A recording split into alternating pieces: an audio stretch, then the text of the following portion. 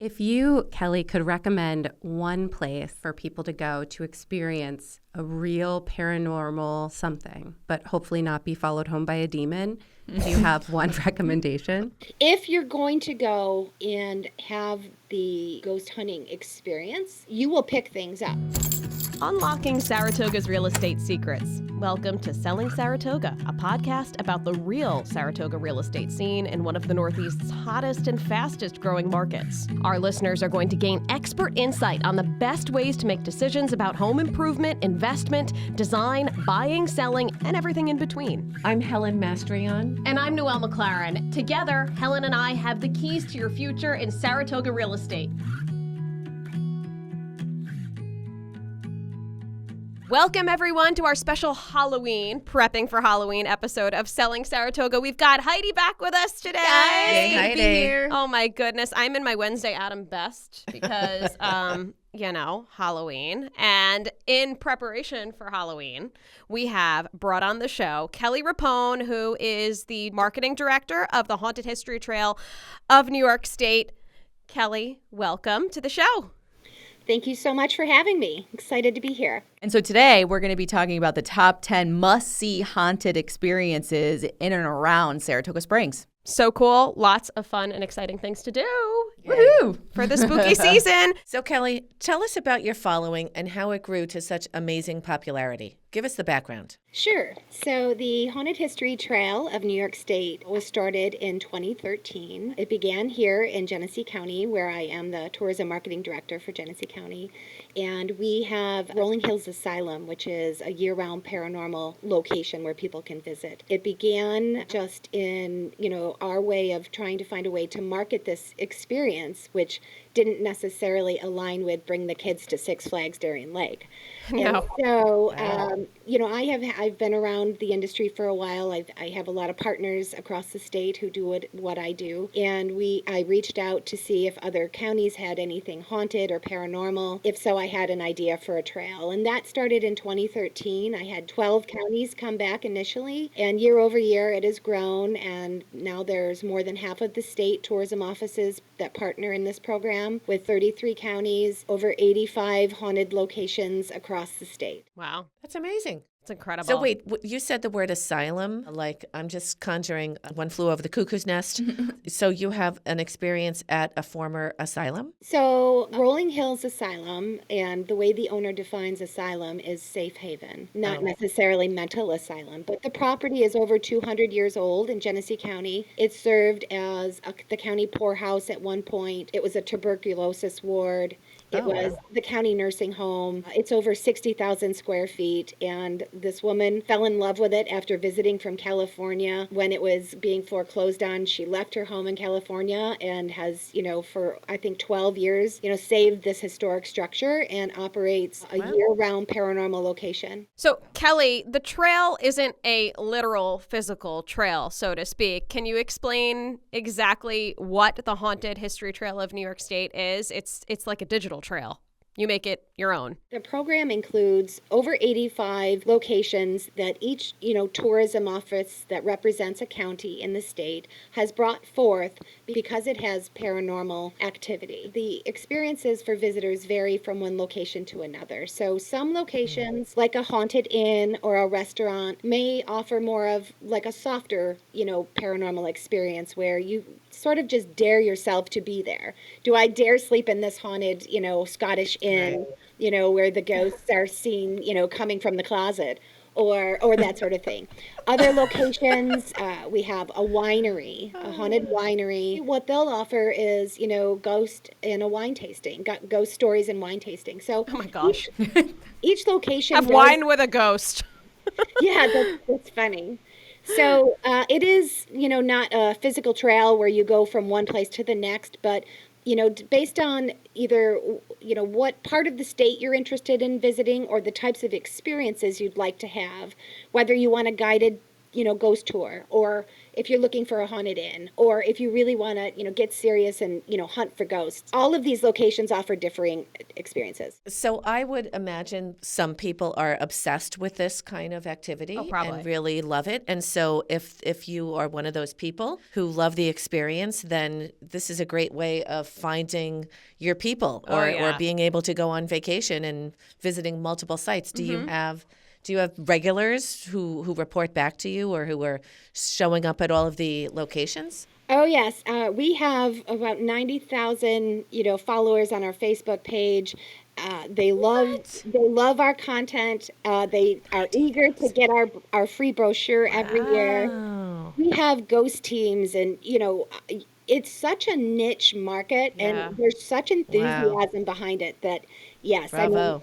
There's quite a following. Well, and this isn't just exclusive to Halloween and spooky season. Absolutely. We're just, leaning into that niche right now because, Selling Saratoga, we talk about properties. Why not talk about the haunted ones during the spooky season? So to get right into it, Kelly has done a fantastic job listing the top 10 must-see haunted experiences. Okay. In and around Saratoga Springs, New York, and haunted properties. So, Kelly, why don't we just get going? Number 1 on your list is Canfield Casino.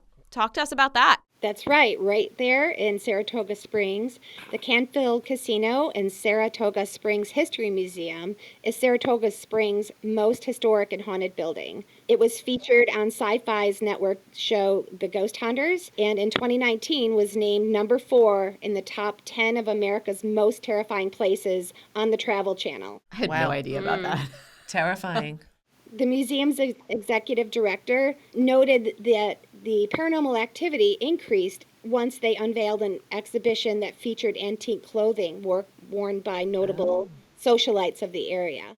Interesting. Wow. What you can experience there is either a self-guided tour or one led by the staff who will share their paranormal experiences. I had no idea. Yeah. You what? I didn't know that. Yeah. That's That's amazing. really, can we go do that? Can we do a field trip? Well, that's what's unique about this, Yeah, list that exactly. Kelly's put together is there's so much more than I even realized. Yeah. It's so cool. Kelly, can you just define what encompasses the word paranormal activity? Like, what is that in your neck of the woods? Sure. So as it relates to what it is that we promote here, and to your point, our program strictly is for paranormal locations. When it does come to Halloween season, we open it up and we have, the other Halloween types of events. But in terms of locations being on the trail, they're qualified and they really need to be able to share with us any experiences that either themselves or their customers or guests have had. And that could be anything from EVPs, which is electric voice phenomenon, to ghostly sightings, to, things moving, that type of, activity where, it could only point to activity related to the beyond. Understand. So probably one of the most popular tours in Saratoga is the Ghost Trolley Tour. Can you tell us about that, Kelly? Sure. You'll find the Ghost of Saratoga Trolley Tours on our event calendar on our website. This happens only in October on Thursday evenings. It's advance tickets only. And it's a 90-minute tour led by the local historian in a beautiful trolley. And it includes numerous ghostly locations in Saratoga, including the most haunted of the second floor of the famed Canfield Casino. This is definitely just for adults due to the nature of the content. You'll meet at the Heritage Area Visitor Center for these tours. Limited dates and tickets. Right. So get yours soon. It's October.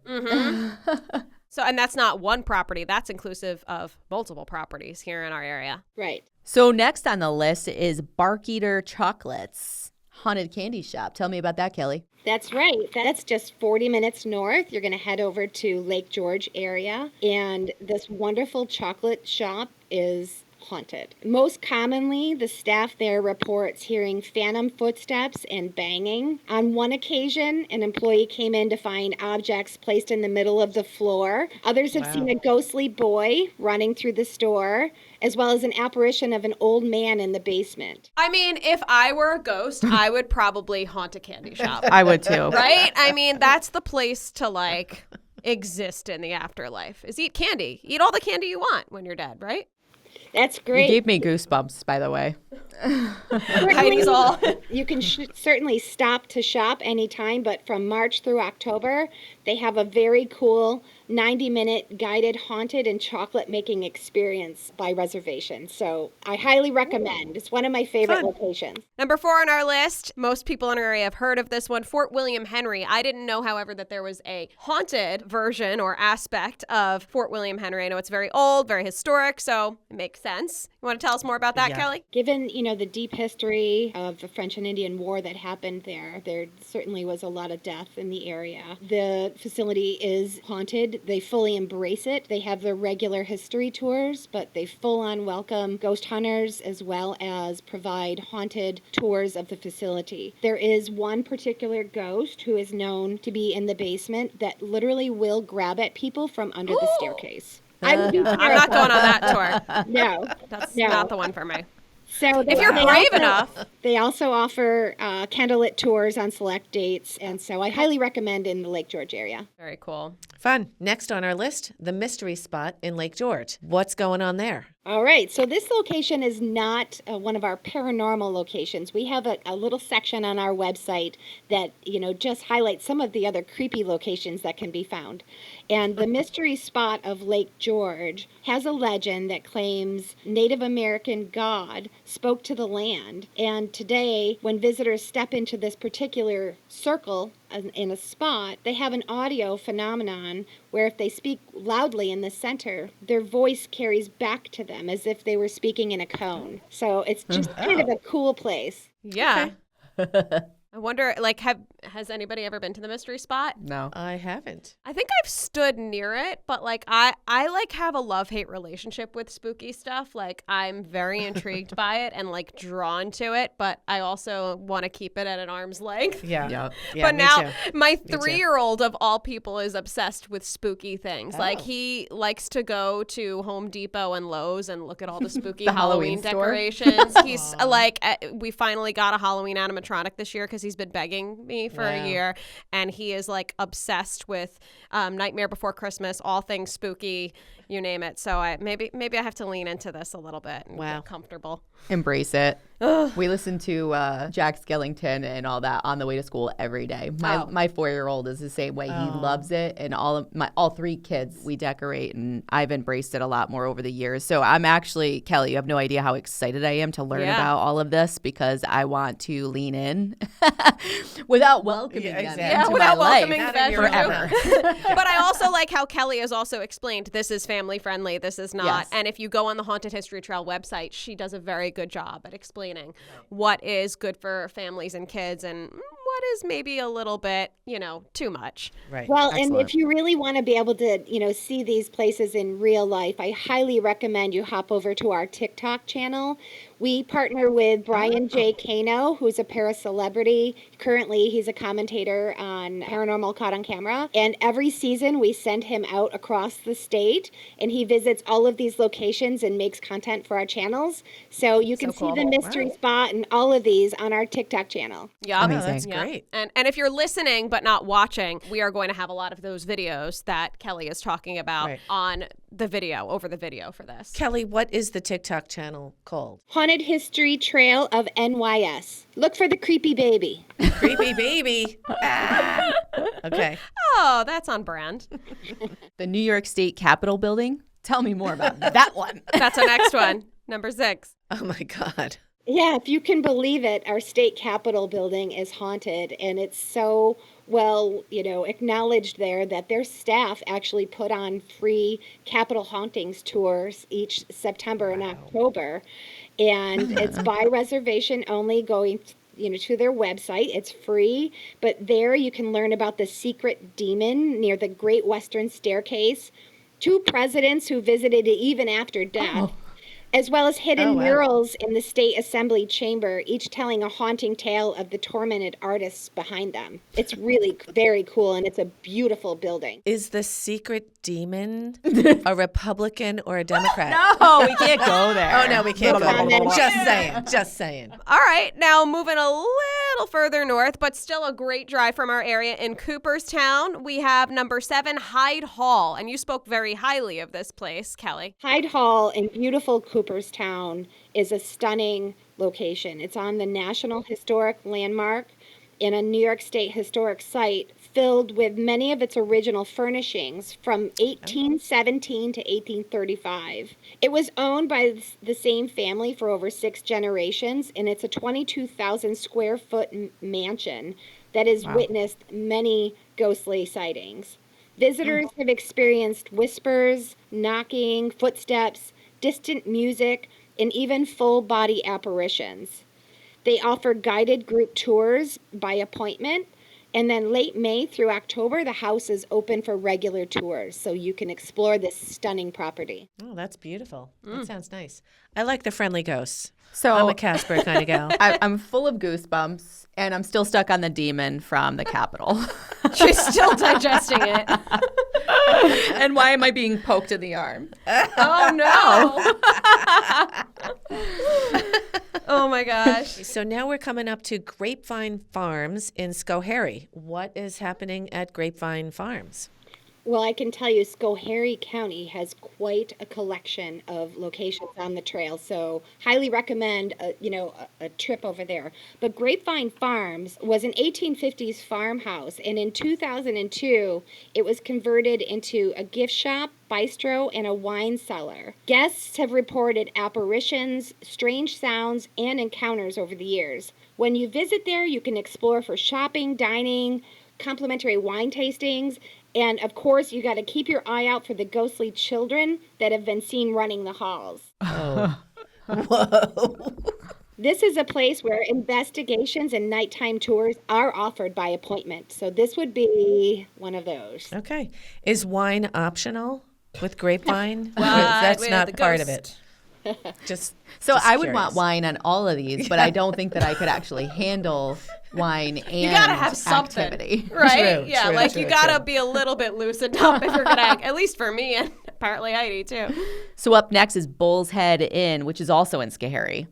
Kelly, tell me more about that. Sure, this is Cobbleskill's oldest building, dating back to 1802. Now a restaurant, it has had a varied past from a town hall to an inn. Staff working late at night have reported sightings of a woman in a long white dress or nightgown wandering through the dining room. They and customers have also witnessed the tossing of silverware off of the tables, knocking over glasses, and throwing napkins. There you can stop to dine, or you can request a private group tour or investigations. All right, and our last but not least, actually sounds very intriguing to me, is also in Schoharie, just down the road, Dr. Best Medical Museum. So, I mean, this sounds kind of like, if you've ever been to Philadelphia, if you haven't been to the Mutter Museum, like Mutter Museum vibes. All right, Kelly, clue us in. Sure. So this is a Victorian house in Middleburg. It's over 300 years old. It's now a museum and a time capsule of the early medicine shop once owned by Dr. Best himself. Deaths on the site include the doctor's son, his young wife, and even himself. Investigators have captured spectral recordings of piano melodies and distant voices within the walls. Once you step into this location, you're going to see all of the early instruments of early medicine, and it's really fascinating to look at. But you can take a guided tour. It includes the accounts of the unexplained events, findings from other paranormal investigations on the property. It's definitely a place to visit.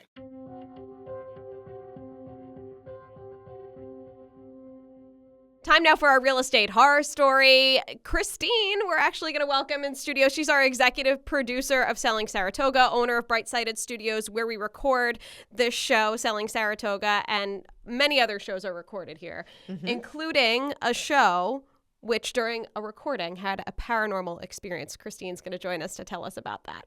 Hi, Kelly. It's nice to meet you. Nice to meet you as well. We had Katie Manning Hilton in here to do a recording with another host of a different show. But while we were doing the recording, she looks up at the editor and project manager who was recording the piece. and she started asking her questions. And she had said that there was a gentleman's presence in here. And then she asked the young lady who was in here if she minded if she talked to her a little bit, said the name of the gentleman. And she was like, oh my gosh, that's my grandpa. Wow. Love that. Oh my God. And the whole time while we were recording, the computer kept freezing. The camera, I think, fell off at one point. Like just a bunch of things started happening. And we were just like, whoa. Yeah. Well, it was something I actually went and I talked to my therapist about it because I had an appointment that day. Good for you. And I brought it up to my therapist, and she was like, oh, my gosh, I know Katie Manning Hilton. People speak very highly of her. I actually am planning to have a session with her in November, so I'm very excited. Kelly, has any of the people who have gone on the tour, wrote into you about their experiences? And is there, a most creepy experience you've heard about? I've been doing this for 11 years now, so, if you can imagine, there's lots and lots of different feedback, a lot of people reach out to us through our website, but I can tell you that, there have been some locations that have been on the trail, not current locations that, have a little bit more sinister, darker, demonic type of activity. And, I have had, because there are those That's as the well. Stuff that freaks me out. Right? And, people worry about, is the spirit going to attach to me and follow me home? And, there's all those sorts of things. But I think by and large, most of the people that, communicate back to us who have visited locations on the trail are just so enthusiastic to have an opportunity to see this side of a location that normally would not be promoted. So these places all operate as everyday businesses, a winery, a theater, or whatnot. But through this program, they're able to share that they do have paranormal activity, and they're sharing it with the people that want that information. So a lot of times you won't see this advertised on their main websites or whatnot. This is just specifically for this audience. So that's fun. If you, Kelly, could recommend one place off of this list for people to go to experience a real paranormal something, but hopefully not be followed home by a demon, do you have one recommendation? I'm probably going to say Fort William Henry Museum. If you're going to go and have the ghost hunting experience, which is very different from a guided tour. So the guided tours are typically something that happens during the day. These ghost investigations, ghost hunts, these things typically happen from 8 at night till 2 in the morning or 9 until 4 in the morning. And that is when you and your group, a preformed group, will reserve the space and literally be there during the, the ghost hours, if you will, and actually investigate for ghosts using your own equipment, daring yourself to be there. So that is kind of more of a serious side of what the trail offers. And those are the kinds of experiences that you can have across the state in many locations. When you say the word equipment, I'm like, oh my God, ghost hunting equipment, such as? Audio recorders, something as very simple as a voice recorder. You may not hear something with your own ears when you're experiencing it, but once you listen back to the recording, you will pick things up. And there's special equipment that helps you to weed through the white noise. Then they have other types of equipments where it's kind of like ghosts are known to try to communicate through radio waves, and there's a piece of equipment that once turned on, it kind of, cycles through different channels, and you can hear ghost spirit voices kind of interject words. And then there's cameras and all of the things. It's a lot. This is an awesome list. Again, the top 10 must-see haunted experiences in and around our area. A drive away. You could do a day trip. There are so many more things to explore if you're willing to drive a little bit further on hauntedhistorytrail.com. So be sure to check it out. And you know what? You might want to stick around for this, Kelly. I have a question for our real estate ladies. Have you ever had a client ask what's happened in this home previously because they are concerned about paranormal activity? Has somebody died in that home? Is that something you can reveal to someone? Because I would like to know. I'm going to ask if I'm buying an older home. If history is known, then it can be shared. And lots of people are always curious about the previous owners. Mm-hmm. But I don't really think I have people asking me. I mean, actually, that's not true. If it was an elderly person, sometimes people will ask if they passed in the house. Mm-hmm. Maybe we know that, maybe we don't. But I will say I'm going to be listing a house that was originally a Quaker meeting house, circa 1793. We have not discussed the idea, but after this episode, I'll be very curious. Oftentimes, locations can be haunted because of the land that it is on or around. So even new buildings, even the most strangest places, certainly can be haunted. But I personally, when I was looking for a home with my young daughter, I toured a home where the old woman actually was there the day that I toured it. And as soon as I walked in, I peeked around, and it was a very... I just felt something was off, and I literally asked her, I said, are there ghosts here? And she said there are.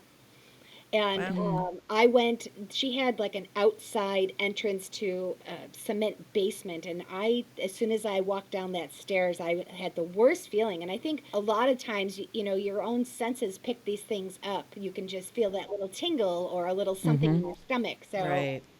Interesting. The hair on the back of your neck is like sticking straight up.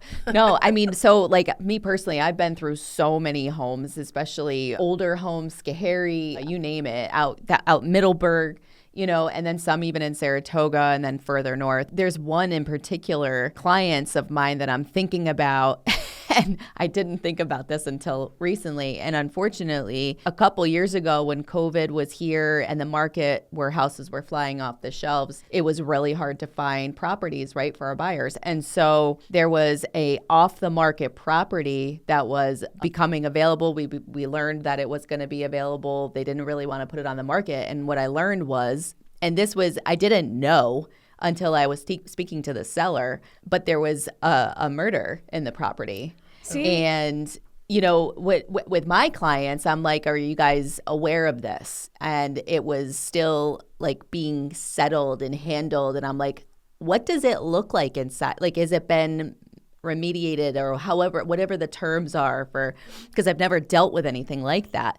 So when that happened and they wanted to go look at it, I was like preparing myself for like, what is there any remnants of the scene still visible? And when we got there, it wasn't. Some of the walls were painted certain colors. And I'm like, this is so bizarre. Are you guys sure that you really want to purchase this property? With its history, are you okay with it?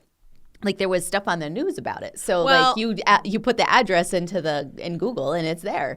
And so, they did buy the house. They made it their own. It came out really beautiful. But they moved 2 years later. I said, has anything to do with what? And they're like, no. We want to be closer to family and things like that. And they did move a lot closer. But I wondered. I'm like, are you sure? And maybe it's because I've been a news reporter and I've seen a lot of people moving or things. I've seen a lot of homes become crime scenes. And so maybe that's why in the back of my head, if I were ever to buy not just even a historic home, any home, I would want to know what the history is or who lived here or did anybody die here or was ever a crime scene? I mean, legally, as realtors, do you have to disclose whether that home, someone died in it, if it was a crime scene under investigation? I don't think we actually have to disclose it. If they ask and we know the answer, you're supposed to let them know. I believe is the way it is. So always ask. Unless you want to live with a ghost. Right. It's pretty rare. It is rare that I'm asked that I've sold question. Well over 150 houses, and I've never come across a crime scene or anything that I can think of that would come to mind. But I get it. I would want to know if there was something. And like I said, that might just be my psychosis, just because I've seen so much, But very cool. For people that are interested in, exploring more of the trail, they can sort the types of experiences or, by areas of the state, and they can also view a digital version of this year's brochure on our website. So head over there. Perfect. And of course, we'll share all of Kelly's stuff on our social media, on Instagram, Facebook, and we are very excited to check out some of these spots. I think I'm going to. Okay, yeah. Make it a date. It's very fun. Very cool. And we hope that our listeners get a chance to check all these spots out too. All right. Thank you so much, Kelly. Thank you so much. Yay. Thanks, Thank Kelly. you, Kelly. And thank you so much for listening and for joining us, everybody. Bye-bye. Bye. Till next time.